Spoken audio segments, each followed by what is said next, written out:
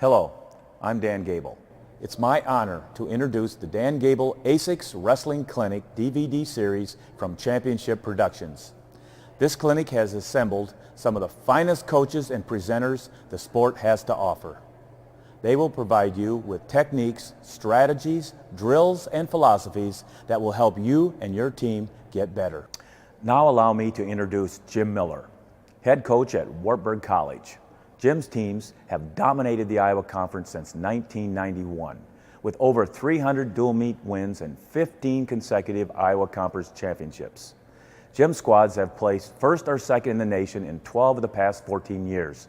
He has been named Conference Coach of the Year 8 times.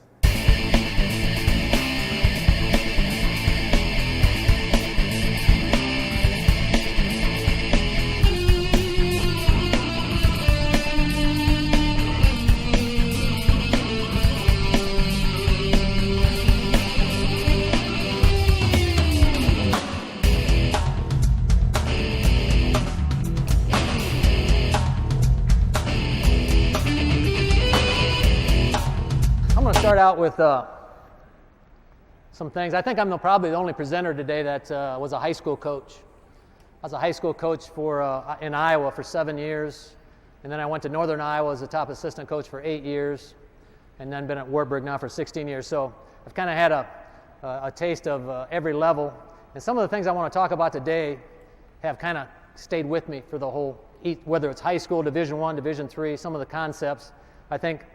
And I also have an appreciation for coming to a clinic and being able to take something back for most of your kids. You know, sometimes you go and maybe you only got a couple kids. I mean, when I was a high school coach, I was, geez, that's great, but I only got a couple kids that could probably do some of that stuff. So I'm going to try to do some things that have helped our program and some things that I'm hoping, my goal is that you can take back and be able to use with the majority of your kids.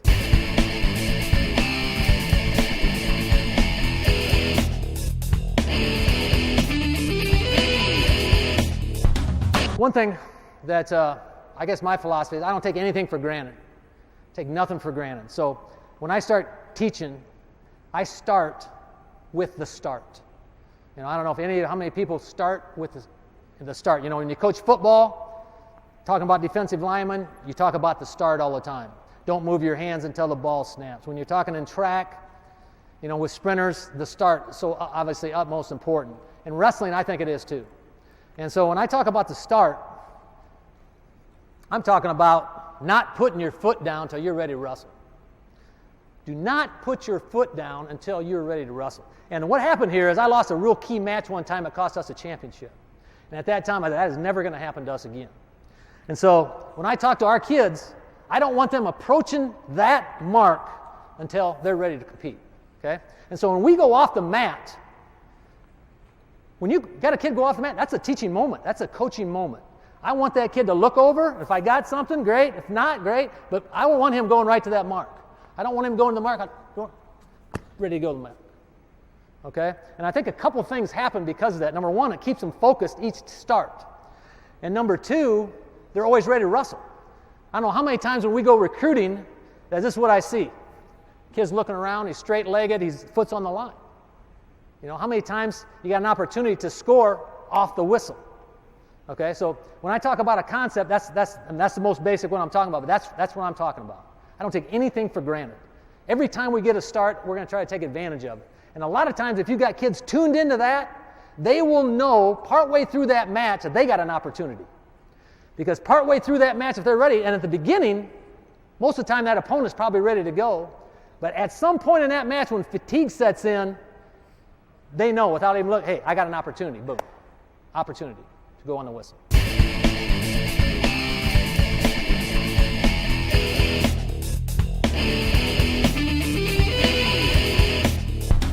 When I go into rooms all the time, I'm going to talk about one basic thing that you see all the time, and that's when we talk about defense. And I love defense because if you got a kid that's not very good on his feet, that is the equalizer, good defense. I'm not going to talk about a lot of holds and all that kind of thing, but I'm going to talk about when I got kids in our program that come in, and that's most of the things I'm going to talk about are things that kids come into our program that they are weak at, that we spend an inordinate amount of time teaching good high school wrestlers things that they're not very good at. okay? And defense is one of them. Now, I'm going to just talk about one situation, sprawl drill. Every time I go in somewhere and I watch the sprawl drill, here's a sprawl drill. Back up, sprawl drill, okay? I don't know if that's a sprawl drill. I mean, the whole basis of sprawling is trying to take an advantage away from your opponent and get an advantage.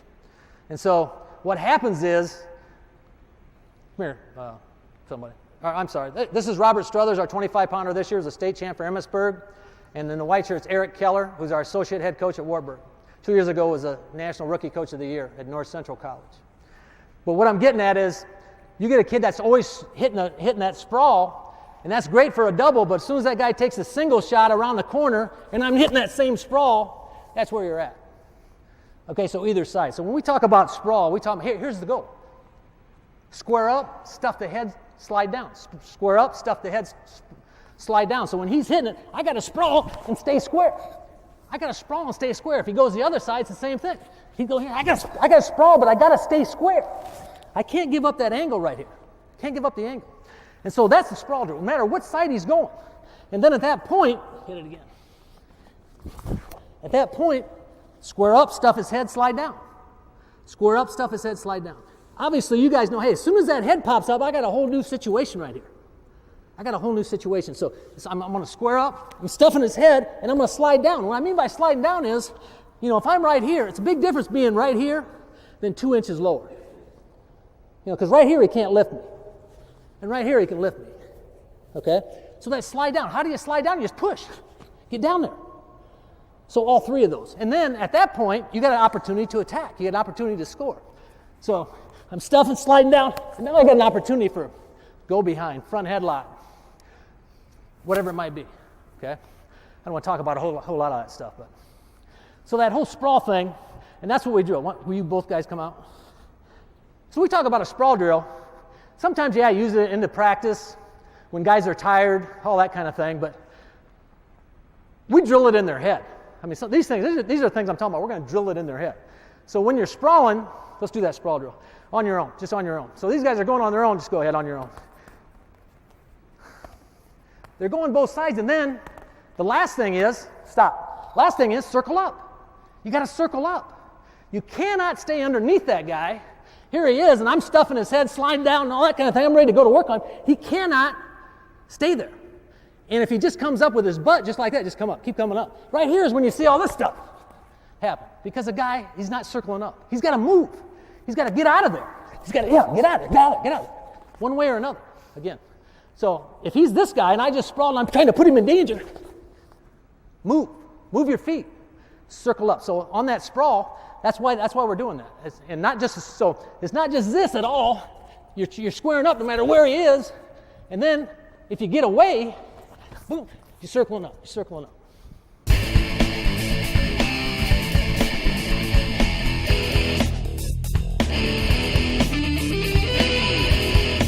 A kid we were recruiting at the state tournament this year got in trouble 2 times.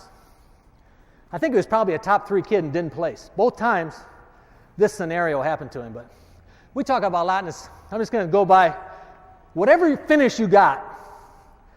Say it's the easiest one to show it on is probably just a finish in a single. So let's say I got a leg up. Whether it's here, whether it's just a dump, okay, position. Whatever it is, he has to go to the mat first, I cover. How many times we see this? Here's the scenario he got into right here. Boom. I mean, both kids falling down at the same time. You just lost any advantage that you just had.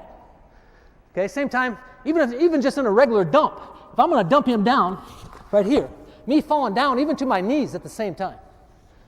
Okay? He goes to the mat. If he doesn't go to the mat, nobody does. Go to the mat here. Boom. He goes to the mat, I cover. One hand on each side. Boom. One hand on each side. If I got the leg up in the air, same thing.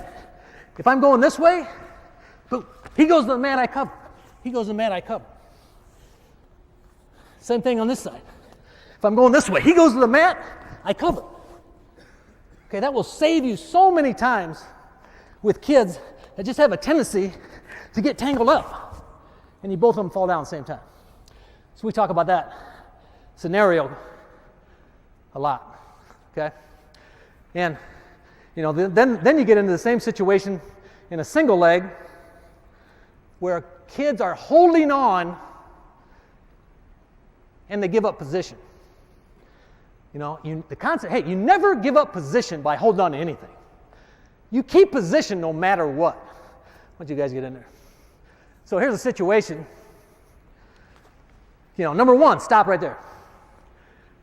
Coach Keller shoots a single, and he's got both hands locked.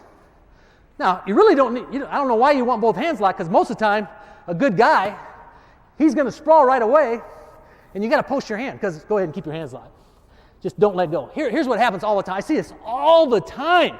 This right here drives me, you know. I know you guys have got kids right now. Some of you are shaking your heads. They're holding on for dear life. I still got him, coach. And they give up position. They give up position. And they give up their chance to score. And so, do it again. I mean, sometimes you got kids holding on all the way to their belly. And they're still holding on to that leg. Okay? So, what do you got to do? You post. As soon as you start getting out of position, you post. Circle, post, and lift, whatever it's going to be. Do another one. Boom, post, get your hips under you. So here's the drill, guys. We're just right here. Even right here. Come here, Robert, real quick. Even right here. If I'm in on Struthers, right here I feel pretty good. I don't need my hands locked, but if I got my hands locked, I feel pretty good. It doesn't take very long. He starts right there. I'm out of position already. I'm out of position. I'm not going to win that thing. So we got kids that come in, they're shooting with here's their shot. You know? Forget it. You're going to shoot the shot, boom, right here. He's going to sprawl. He's going to sprawl. And so the drill is right here. I'm here. He sprawls, I'm posted. Okay? I might lift. I might turn a corner. Or you might do what we call track start out. If I'm stuck right here, I'm just going to post and just like a track start, boom. Okay? Gives you an opportunity on that thing to hit some stuff like bars, guard, and that kind of thing. It's an easier place to teach it. Right here, that track start, I'm up, and there it is. Okay? That's another spot that you know, position is everything. Same thing here. If he's got a single leg up on me, and I got him out of position. I mean, you're not going to win that spot right there unless you let go and adjust. Right now, he's got to post and adjust. Okay? So even right here, if we're going to man, there you go. He's got a chance to win that spot.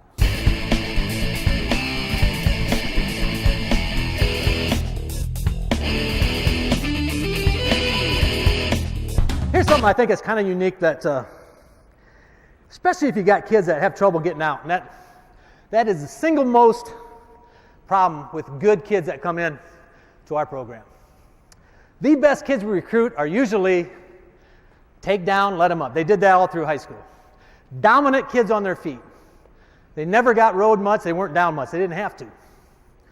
And so now you're in a situation where in college you got riding time scenario. You got guys that are good on top.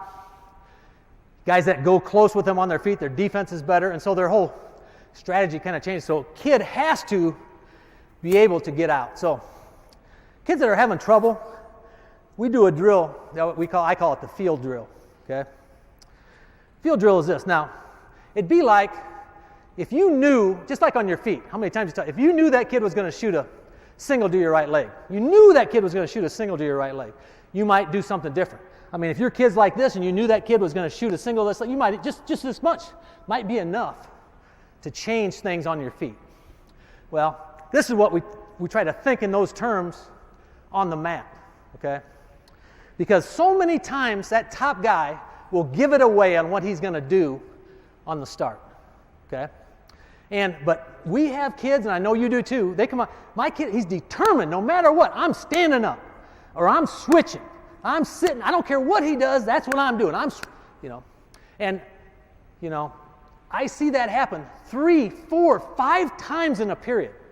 Kid tries a move, the other kid counters, same thing. For instance, let's say you're going inside ankle or something. One guy wants to switch. He wants to switch. So he switches, coach goes inside ankle, and that's where that kid is for 10, 20, 15 seconds. The good part, hey, this kid doesn't get called for stalling because this guy's trying to get away and so forth. They get a new start, and we go right back to the same thing.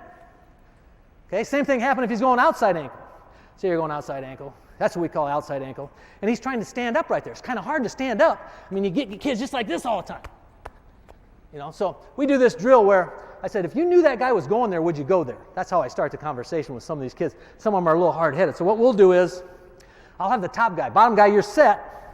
Top guy, I want you to get on him like you're going to jam him real hard. You're going to jam him. Okay, so he gets on him like he's going to jam him. And obviously, you know, if you're thinking about all I'm going to do is stand up or switch or sit out, you're not thinking too much about what this guy, but the guy will give you many times an opportunity to know what's going on. Okay, now watch coach on top. He's going to jam him. Now, let's go. No, go back. I want him to get on him like you're going to jam him. Now, I want you to switch like you're going to go outside ankle. I want you to switch like you're going to go inside ankle. Rotate your body. Jam.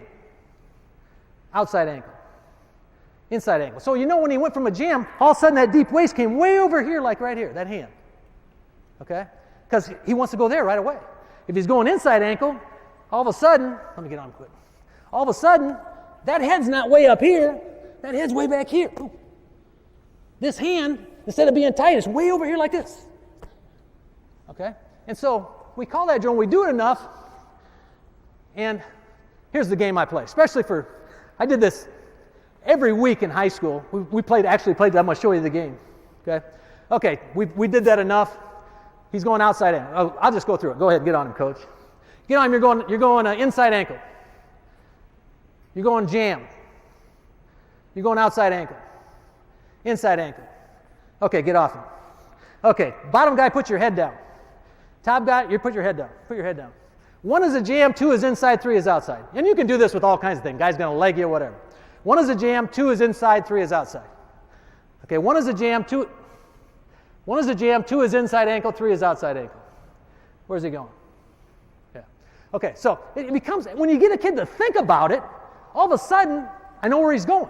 And it might not happen the first time, but the next time he knows, he comes back to the middle, he's not just thinking, same thing, same thing, same thing.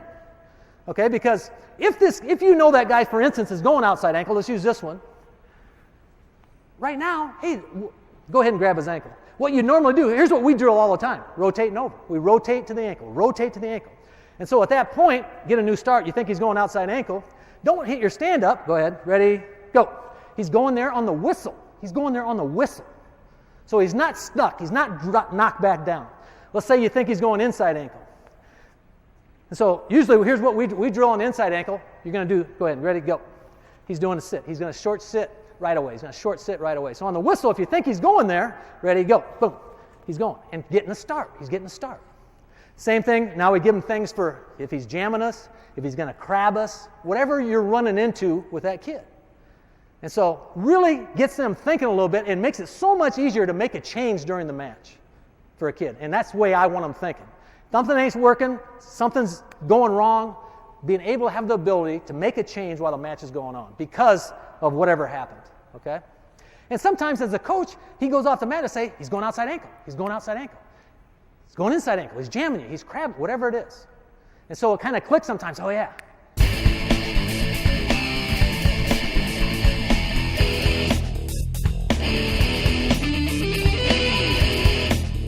A couple more things down there, because we spend a lot of times on guys, and two things on this. I started doing this, and in high school especially, I had kids that were so one-sided. They had the favorite side, like coach, stop off, Eric, Robert, stop off a second. You're down, Eric. Okay, you're off. Okay, one-sided, which I mean is, I had kids that were real good, but they always wanted this guy on this side. All of a sudden, the guy gets on this side, oh my God, now, all of a sudden he's having trouble. And so we started talking about, oh geez, we got to learn to do your switch or your sit out, whatever it is from that side. And so until we started doing what we call we just change him over. We just do a changeover, and if he wanted me on this side, if that guy ever got on this side, this guy on the whistle, he just hit his changeover this one, right there. And there we were. And so, number one, two things happened. We got to start. He got in motion, but all we did is that little changeover, and all of a sudden the kid, he's got him on his favorite side. He's got him on the side he's most comfortable with. And that become a heck of a lot easier than going through all the other rigmarole. And so the guy felt real good, you got a kid feeling real good on this side, but all of a sudden, especially if that kid his opponent has some good coaching, all of a sudden that coach is saying, hey, on this side, and when we got in that scramble, you end up over here, that kid, things like that. All of a sudden, now people are picking things out on. The better kid you got, the more times that's going to happen. The more often that happens. The better he gets, the more times that's going to happen. So all we're doing on this thing, if I'm on this side, all that changeover is he's just, I'm just coming to his hip right here. His knees are under him right here. He's not doing a sit-out. We start teaching this and kids got their legs all sat out. Do a sit-out. Yeah, his legs are way out there like that. That's not a changeover. So what I do to teach a kid, I just grab him on the hip, grab him right here, and I just sit him down here, and there we are. That's all there is to it. And I come back this way. There we are. Same thing on this side. You sit, boom, right there. And that's all it is. Boom, boom. We're wrestling on his favorite side. Okay? Same thing, a similar situation. Right now, we wrestle a team that's real good putting all our weight on our hands. They'll want us to wrestle on this whistle. They'll get way back here, either grab an ankle or go to a high spiral. Right here. And that's what happens. All you can do is try to keep your hands up. And so you can't do a stand-up, you can't do a sit-out, can't do a switch. You try to tripod up, but that's even real hard because all this weight is way up here like this. So we did a couple different things. One thing, and it's a similar situation, we do a changeover right here. So if that guy's going to a high spiral, if you got people that really high spiral, this whole thing right here, they're driving this way, is just hit that changeover. All of a sudden, you're out. You got a real good chance to get out right there. So, because a lot of times it takes so much energy to do a tripod. Here's a lot of kids. They're right here. They're just driving us. And if they ever knock us down, then they got our inside wrist, and it gets worse. So on the whistle, you say, hey, it's high spiral. It's high spiral, and you just hit it. Ready? Go. Same similar action. Okay?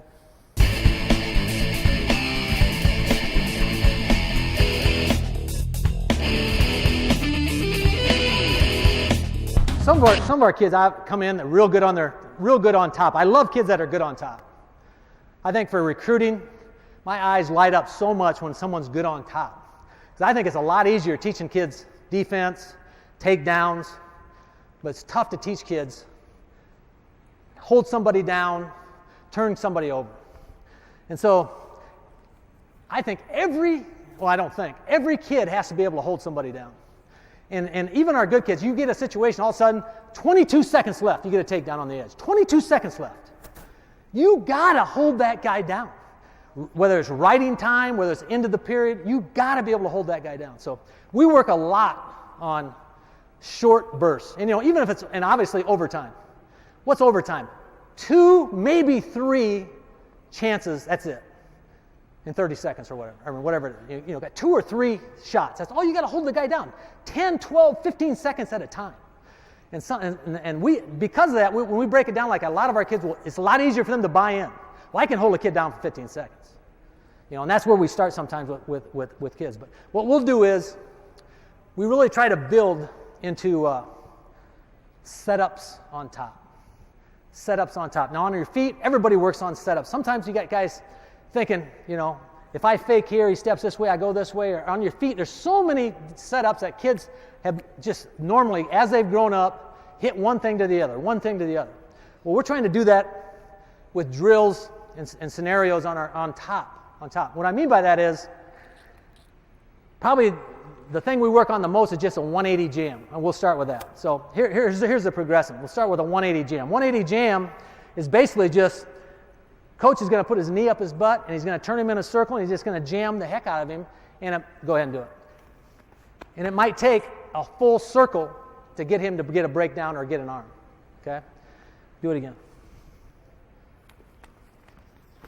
Okay? Now that's different than just a jam. Just jam. 180 jam, you're spinning that guy, you're jamming, you're using your arms and your knee. Boom, boom. Okay? And usually, within 2, 3, 4, 5 times, he goes down. Or, another great thing is just changing sides and doing the same thing. You know what I'm saying? Go the other way. He can't knock him down, you can't knock him down, change the side, boom, there he goes down. Man, that works really good on most kids because they're bracing so hard. After 1, 2, and then they go to the other side, boom, they go down. And now, so that's what we're working on. 180 jam, getting the wrist, all that kind of thing. Okay. We go from there to hip tilt. Now, I know a lot of you guys work on hip tilt. We love hip tilt because pretty easy way to get some easy points. Okay? A lot of times points aren't, you might work real hard to get a tough takedown, all of a sudden you get a cheap hip tilt, boom. And you got same amount of points. So we'll work on the hip tilt. But what we're doing is we're putting them together. So we go hip tilt to a 180 to a hip tilt. We get him knocked down, go into knee in front, go into our hip tilt. Okay? Hopefully we get the hip tilt. 1, 2, whatever. Whether we get the hip tilt or not, even if we just get a start, we're going to go right into the high thigh. So we're trying to do some progressive things here. So when he comes down, coach is just going to straighten his leg out, coming up into the high thigh, and we're going after it. Go ahead and finish it. Yeah, we're going after points on that side. So even when we're just warming up drilling, here we go. Let's get on top. 180 jam, hip tilt, high thigh. Boom. Okay, because sometimes some kids, they feel that hip tilt coming and they're fighting so hard. I didn't get tilt, and we're going the other way. We're going the other way. Okay, do it one more time. A kid, the top guy's thinking 1, 2, or 3 moves ahead of you. Don't get it this time. Fight it. Come back up, he relaxes, and there's the hip tilt. Okay? Same scenario. Okay? We also like, and I'm using something I know you guys use a lot, is just a 2-on-1 tilt. Just a 2-on-1 tilt, that hip tilt. And so we'll get into that hip tilt situation, and a guy's fighting it. When we do hip tilt, here's our drills. They go ahead and get a hip tilt. Go ahead and get your hip tilt. Okay, and then we just went through the last one, the bottom thigh. But let's say this guy is really fighting you, and we got what we call a power tilt. And that means all we're going to do, he's fighting one way so hard, we're just going to go the other side and roll him all the way through that side. That has really been good for us. Okay? So basically, here's our philosophy on that. Hey man, if you got a 2-on-1, you have no risk. Hit that thing. I don't care where it is. If you got 2-on-1, take the risk. There is no risk. The guy's got 2-on-1 right here. You cinch it up. We don't think there's much risk there. Just go for it. One way or all the way through the other. All the way through the other. And here's the drill we use. Get guys real comfortable there. You get a guy in your lap, go ahead. Just one side, boom. Hip tilt, taking him right to the other side. And that's how easy it is. Just making a change right there. Do it again. One side to the other. One side to the other. Okay, come back up to your feet. Then we try to get guys think, hey man, you get guys that get in that situation on their feet and rear standing, same thing. Just take him down from rear standing, same thing. Rear standing, just hit that thing one way or the other. Okay? So anytime you get in that situation, we're having guys go with it. And it's really tough to get in trouble right there unless you just lay there and pin yourself or whatever. But that's been real good.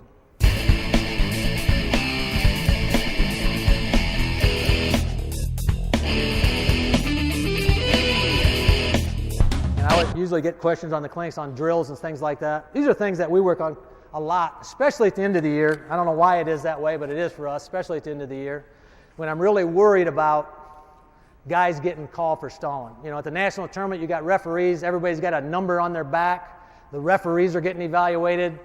Time's running down. The crowd starts yelling. All of a sudden, here comes some stall call, And so I really get nervous about that because, we've won a lot of matches just trying to be ahead of that game a little bit maybe, whether it's not getting that call or actually getting a call on somebody. And so one thing we'll do a lot is the edge of the mat stuff, but we'll just go, for instance, one of you guys pushing out, and the other guy just circling and shooting, boom, boom, right there. Scoring on the edge. And in college, hey man, has high school changed that yet? Is that a change yet in high school? The one toe in score? No? Okay. I'm assuming that might be coming, but college, anybody's got 1 foot in, 1 hand in, you're scoring. So we'll do a lot of this right here. And we'll also do it toward the end of our practices when guys are tired, get them hand fighting and so forth. We're actually trying to do some more things beyond hand fighting, do it again. Then we'll switch around the other guy, obviously. Boom. Okay, scoring right there. The guy's got an underhook. He's pushing you around.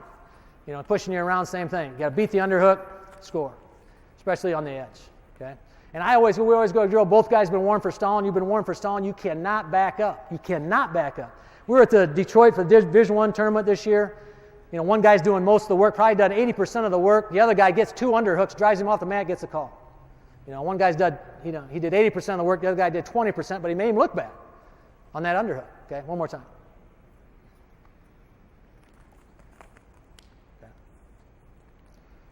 Collar tie. And man, I know everybody deals with this, and collar tie is just, what are you doing when somebody comes out and just clamps on you, And I know a lot of times, the first thing you talk about is, hey, don't be in here ear to ear and all that kind of thing, but usually a lot of times the first time somebody comes up, they're grabbing collar tie.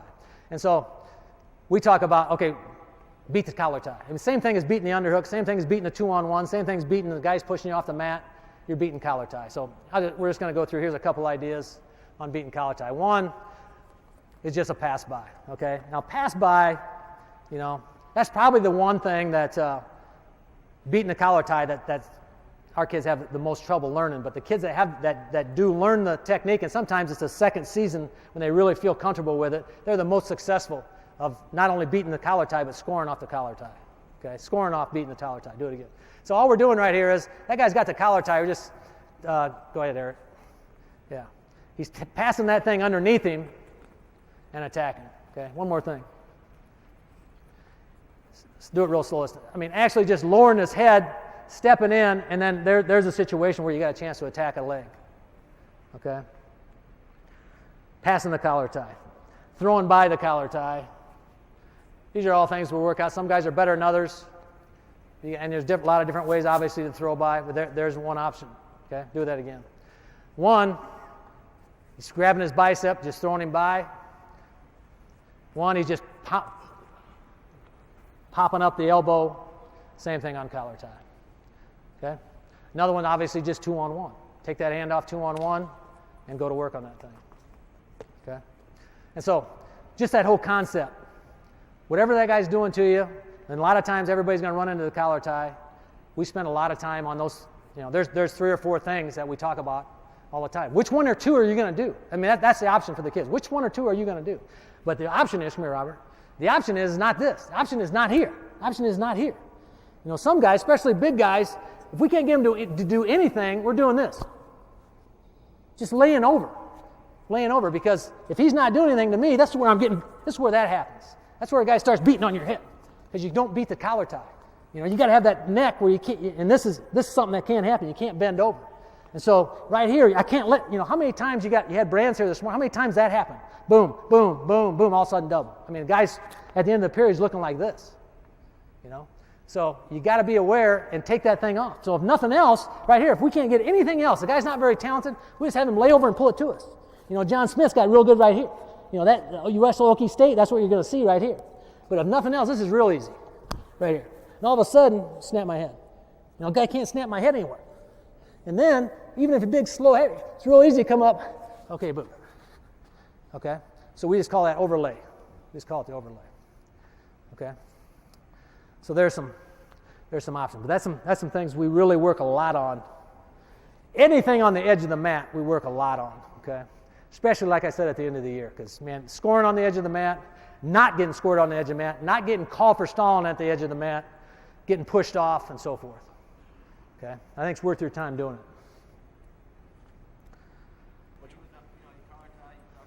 Okay, just do it real slow. Okay, basically what he's doing is he's going to duck his head right there. And that if you can learn that piece, kid's going to be good at it. Just that much right there. Okay? And you notice he's keeping that weight on this guy's foot. When he passes him by, that weight's on his other foot, and a lot of times he'll pick that other side. Go ahead and do that. Go ahead and do a finish on that. Boom, right there.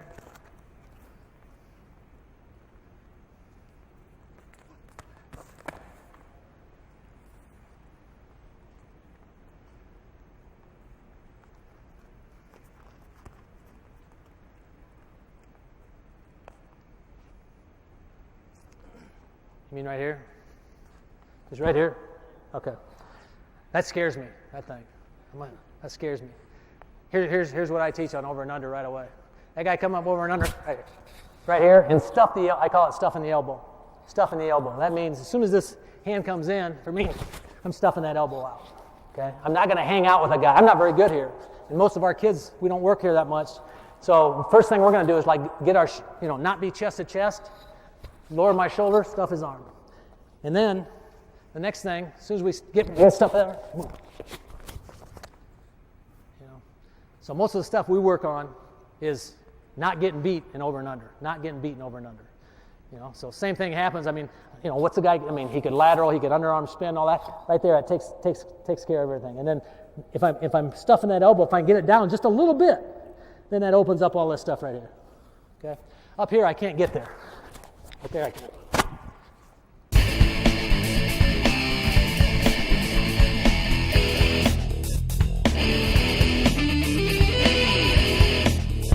Here's what we work on leg counters, and man, I'm with you here, man. This is a critical situation, like getting a crab.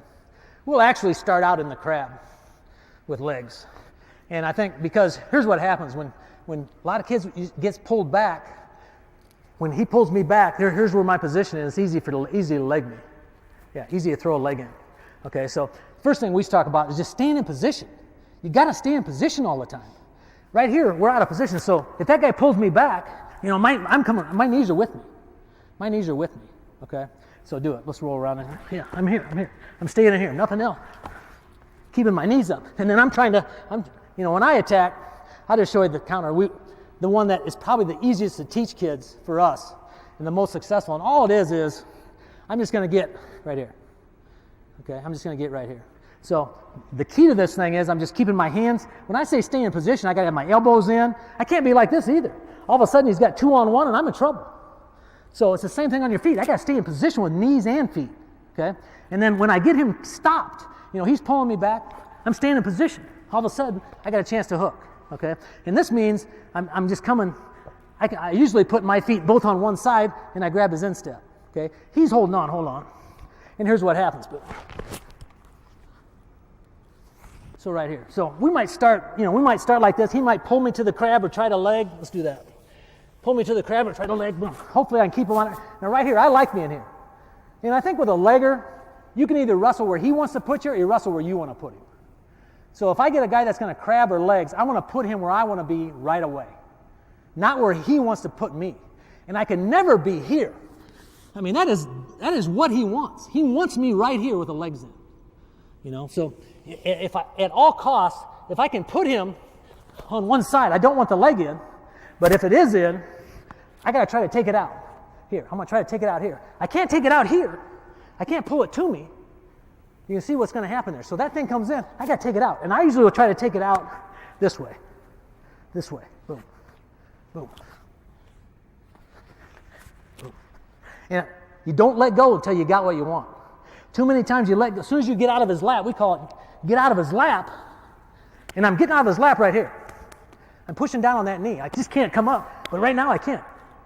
Now I'm out, but don't let go, because if I let go right now, he's still scrambling. I'm still in trouble. So I'm here. Pull that thing up, pull it up, post. Come on, boom, keep it. I'm gonna try to catch him on his back. Okay? If that guy gets a leg in, what are we going to try to do? If I get caught, I'm going to try to kick it off. Yeah, I'm going to try to get rid of it. But if I can't, I'm going here. I'm trying to fight him where I want to be. Here I am again. We might be fighting hands too. I'm trying to get that leg off. Step. Same idea. Boom. But yeah, man, that is a critical position, man. So we spend a lot of time just in those spots, Get on me one more time, crab. One more time. Just this right here. Let me get over there. Just this. He's going to be trying to pull me back. That's okay, pull me back. He's going to try to get my wrist. Keep him free. Hand fight. And then right here, if we're here, I'm trying to scoot. He's holding on. Right here. Here's a good. That's what I'm trying to do. I'm getting rid of those things. And at the same time, here we go. I'm sliding down. Another good option right there. But all that is hand fighting, man. Not giving him this, not giving him this, not giving him this, staying in position, and then hand fighting.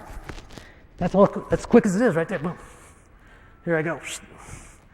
Okay? Does that make sense? We even do this a lot. We call it the handsy drill. Guys on his knees, guys that have trouble hand fighting. Some guys don't like to hand fight, we hand fight. Okay, we hand fight. And we'll start like this. Here's our drill. I can't push him, but I'm just right here. I got one hand on the stomach, one hand on the elbow. And the coach says, go. I'm trying to do everything I can to lock my hands, get underneath his. He's doing just what he's doing, hand fighting. It's a hell of a drill. And then, I'll make this kid go, close your eyes. Not that it makes any difference, it just gives him a little more confidence, especially a young guy. But here we are again. Hand on his belly, hand on his elbow, ready, go. He's pretty good at hand fighting. Then I'll switch sides. Okay? Guys on this side, hand on this, ready, go. We'll stand up. Okay? And when we hand fight here, I'm glad he's doing it right. All of a sudden, you got some guys, okay, ready, go. We'll say, get in position, man. You're not going to win that. Get in position right here when we start. So same thing. I got one hand on the belly, just like we're going to start. Ready, go. And at that point, you can use your hips. I can push him, just can't take him down. Now, if we start and I lock him up right here, I'd win that hand fight. If I can't in 3 or 4 seconds, he wins the hand fight. So we do that a lot right here.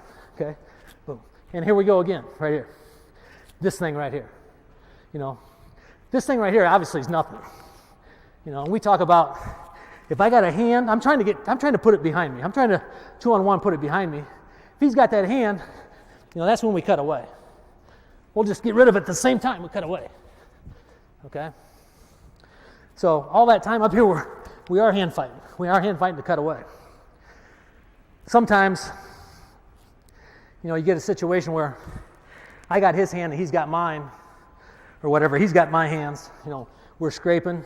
If I got him and he's got mine, hold me tight right there. Really, it feels like he's got something, but he really doesn't. I just need to let go. I just need to let go of that hand. He's got me tight. It feels tight, but as soon as I let go, I'm out. So just that little thing right there.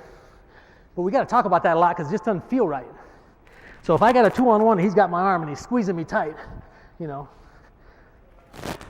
let go of this one. Let go. I'm out.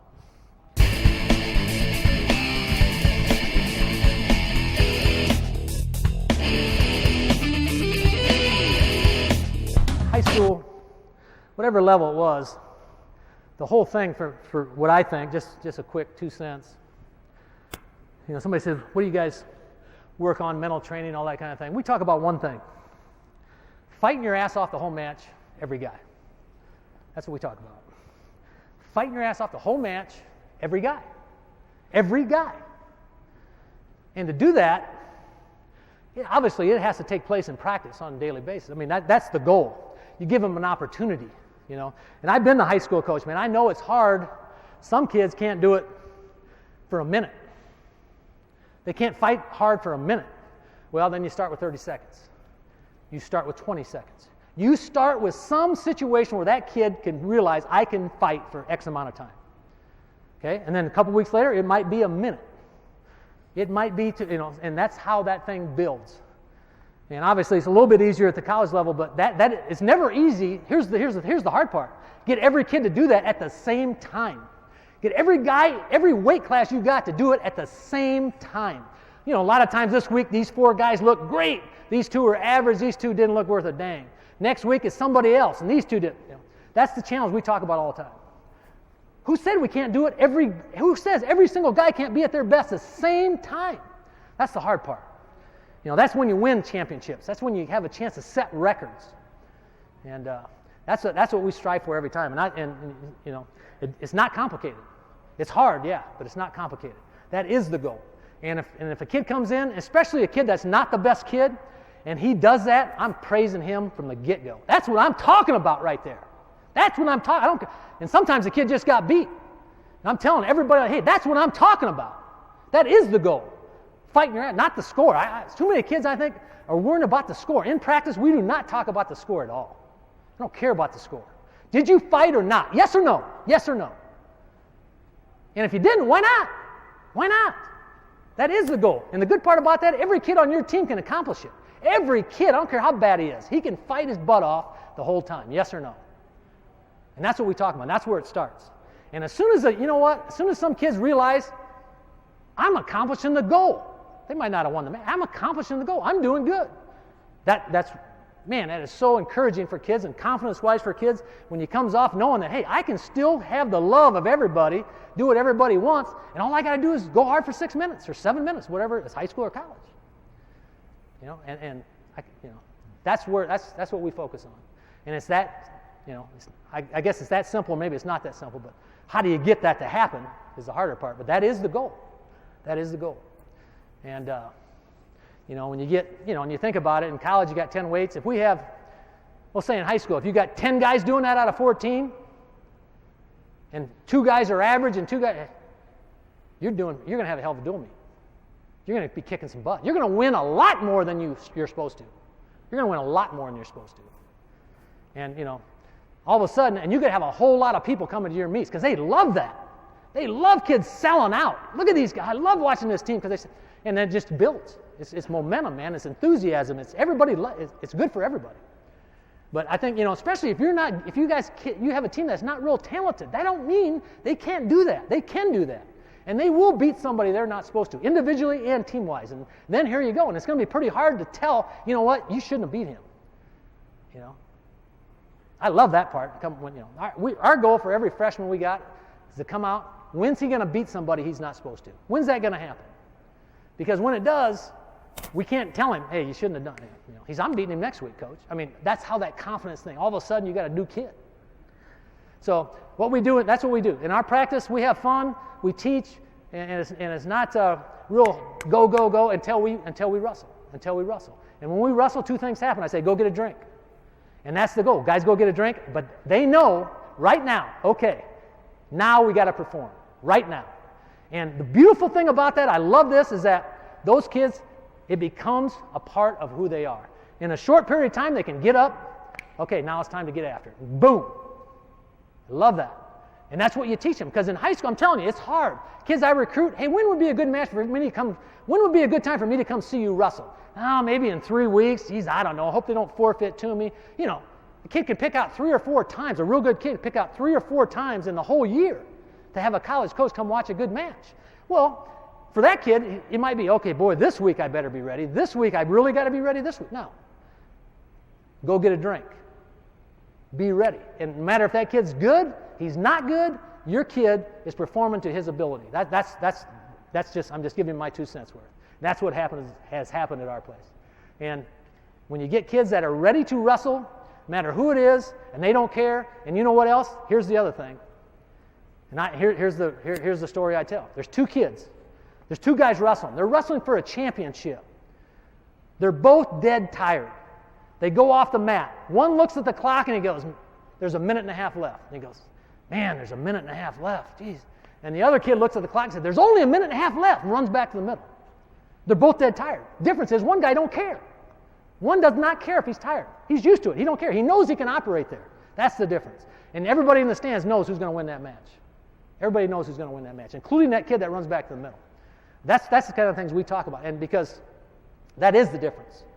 Being able to wrestle hard, not caring. Not care if you're tired. Do it anyway. That kind of thing. So, anyway. I hope that helped in some way. Appreciate being here. And thanks a lot.